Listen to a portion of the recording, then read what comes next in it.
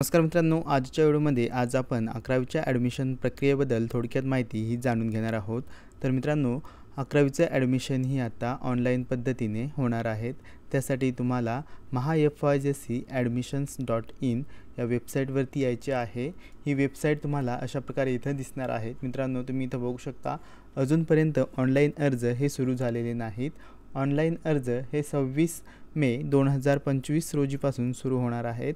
आता ऑनलाईन अर्ज करण्यासाठी तुम्हाला कोणते डॉक्युमेंट लागणार आहेत तर 10वी मार्कशीट, 10वी शाळा सोडल्याचा दाखला, जातीचा दाखला, उत्पन्न दाखला एवढी डॉक्युमेंट ही तुम्हाला लागणार आहेत। आणि जर उन्नत गटामध्ये मोडत असाल तर ते आणि त्याच्यानंतर उन्नत गटात जर मोडत नसाल तर मोडत नसल्याचे प्रमाणपत्र इत्यादी डॉक्युमेंट ही उद्या क्लिअर होणार आहेत। तर मित्रांनो, सर्वात आधी तुम्हाला एक डाउनलोड सेक्शनमध्ये काही अपडेट्स देण्यात आलेले आहेत। आता अंडरटेकिंग सेल्फ डिक्लेरेशन हे एक महत्त्वाचं डॉक्युमेंट इथं अपलोड करण्यात आलेलं आहे। तर मित्रांनो, हे आता जी PDF होती ही आता अंडर मेंटेनन्समध्ये ठेवण्यात आलेली आहे, पण आपण अगोदरच डाउनलोड करून ठेवलेली आहे। म्हणजे इथं एक सेल्फ डिक्लेरेशन म्हणजे हमीपत्र इथं देण्यात आलेले आहे। आता यामध्ये काय आहे नेमकं ते आपण इथं बघूया। आता तुम्ही इथं सर्वात आधी इथं वाचायचं आहे, प्रवेश प्रक्रियेसाठी आवश्यक कागदपत्र अर्ज भरतेवेळी सादर करू न शकल्यास विद्यार्थ्यांना द्यायचे हमीपत्र।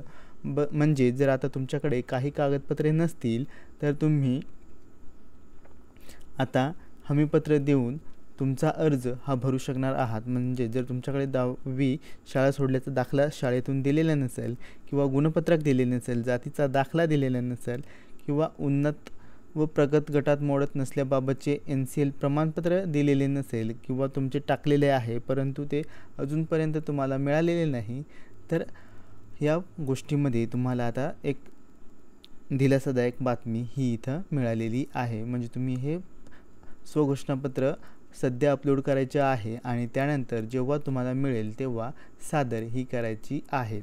आता तुम्ही ही माहिती सर्व नीट वाचायची आहे।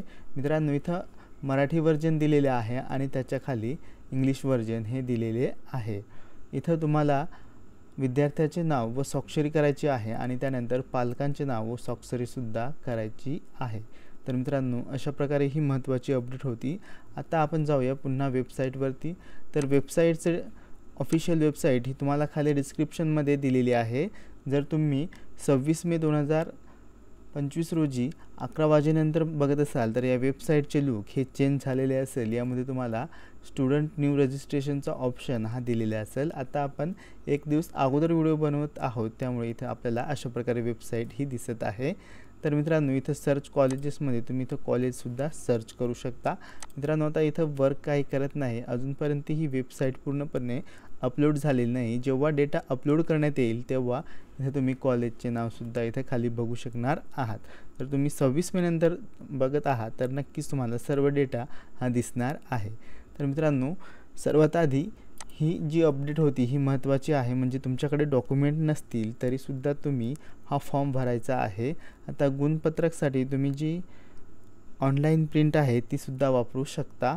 तर मित्रांनो, अशा प्रकारे 11वी ऑनलाईन अर्ज हे या वेबसाईटवरती करायचे आहेत। आणि जर तुम्हाला काही अडचण येत असेल तर खाली आपल्या व्हॉट्सअप ग्रुपची लिंक दिलेली आहे, त्या लिंकवरती क्लिक करून आपल्या व्हॉट्सअप ग्रुपमध्ये जॉईन व्हा। इथे तुम्हाला सर्व प्रकारच्या अपडेट्स ह्या वेळोवेळी देण्यात येतात।